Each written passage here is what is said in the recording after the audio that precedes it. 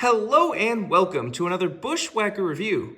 Today we are going to be taking a look at Christopher Bell's Dewalt Powerstack Bristol Dirt Win from 2023. So always taking a look at the box. You have this year's race winning box.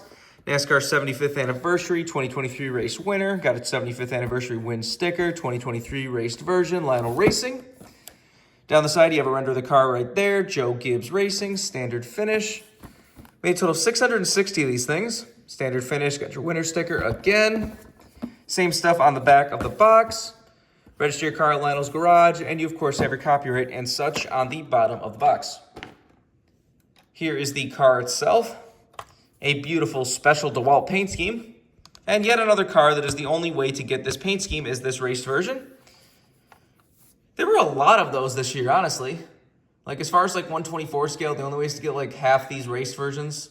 Let's see, you have Stenhouse's Daytona 500, Kyle Busch's Auto Club and Talladega, Joey Logano's Atlanta win, you got Michael McDowell's Indianapolis win, Blaney's Martinsville and Talladega wins in the fall, A.J. Allmendinger's Roval win. Is that all of them? There was a decent amount of them this year. I do like that because, like I said, it makes the race wins more special. It gives them a little bit extra, something extra to them.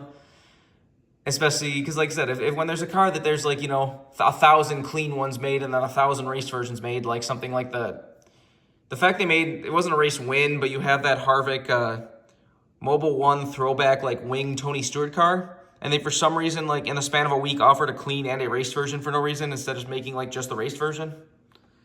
Like, making them doubling up and, splitting the MOQ. The fact those both got made is probably somebody must have gotten them made because, like I said, there's a lot of people, unless you're like a big Harvick, completionist, you're not going to get both the clean and the race version. So, I don't know. Anyways, that's enough ranting. This, of course, has come with a few things. You have your race-winning stat card right there if you want to see that. And of course, just come with the 75th anniversary win sticker. Anyways, let's get down to the car itself. There was a bunch of special Dewalt paint schemes this year, and this one winning was the only one that actually got made. They didn't even offer clean versions of any of them for some reason. I'm not really sure why they did that. Some of them were really nice looking, some of them were not so great looking. This is one of the better looking ones. I feel like pointing out that a lot of people missed. This car is asymmetrical. I don't know if you can see that, but this one you got like the curve down, you got yellow, and then you got the power stacker on the back.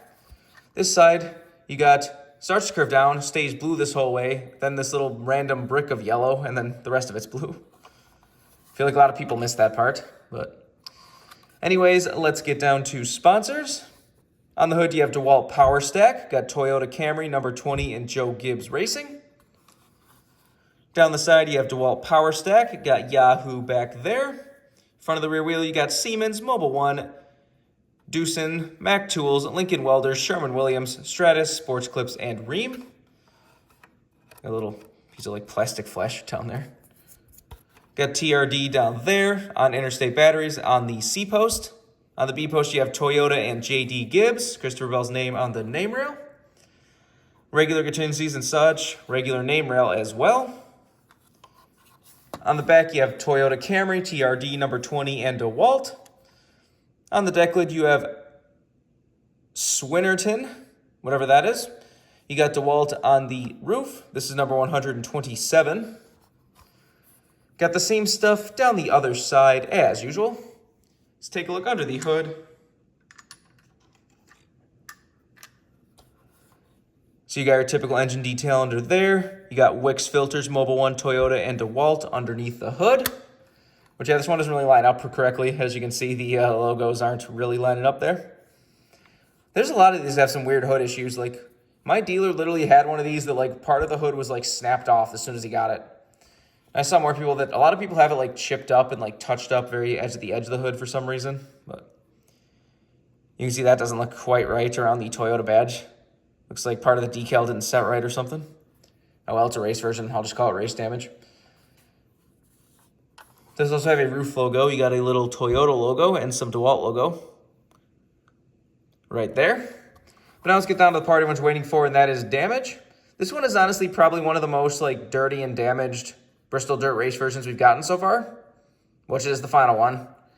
But this one has a decent amount of dirt and grime and such. You can see the front end is just dirty and stuff, a few little marks and scuffs. You can probably see on the windshield right there is that the windshield is actually covered in dirt and mud. They randomly started doing that this year. I don't know if the old cars just didn't have it or what, but like both this one and the Joey Logano truck both have some really nice dirt on the window, because that looks really cool.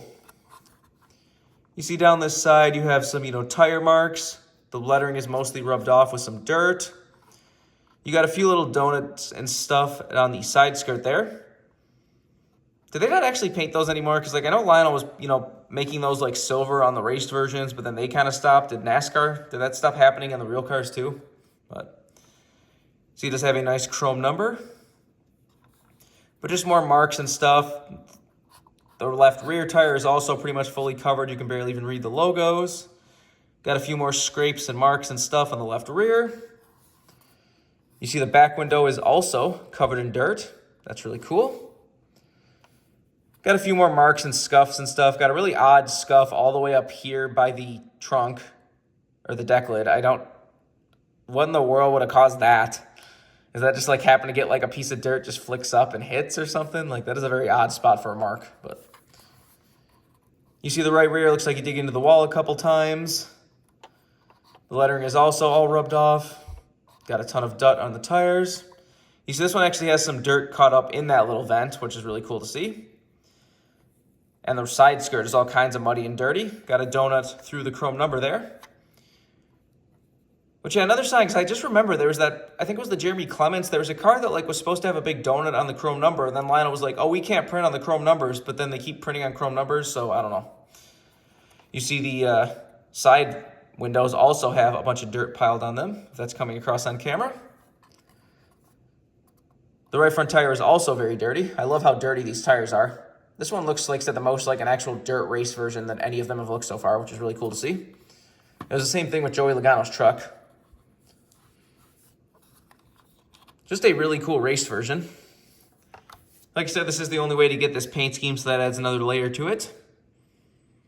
But just a really good looking paint scheme and a perfect car for the final, dirt race.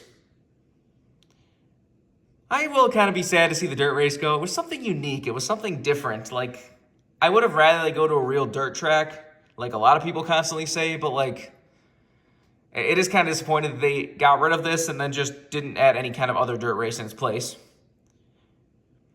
I think like Richmond gets its spring date for some reason. And then like Bristol in the spring is just going back to the concrete Bristol, which was never selling out at all. So who knows? The spring Bristol race was so bad attendance-wise. That's why they tried this dirt thing, which I think it did help it a little, but it was still kind of empty. And then doing it on Easter was just a weird choice. There's a lot of people that like refuse to go to a race, and like even like crew members that were just mad they had to go to a race on Easter. So they're still keeping that. Like I said, I'm pretty sure it's Richmond's on Easter this year, but who knows? If you want this card as a brand new release, you can get it right now. I think this car is 100% going to get rare between the unique paint scheme, the fact it's the last Bristol dirt race, and the fact this is probably one of the best looking Bristol dirt race versions ever. This one is definitely going to get rare. Christopher Bell's Roval win from 2022 is already starting to get rare. Like I said, it probably would. Remember, for all of your diecast needs, you can go to circlebdiecast.com, and if you use the code BWhack, you can get $5 off shipping on any order over $30. So go check it out if you want anything. But I'm going to change all there is to say. This has been a review of Christopher Bell's Dewalt Powerstack Bristol Dirt Win from 2023. Hope you enjoyed, and thanks for watching.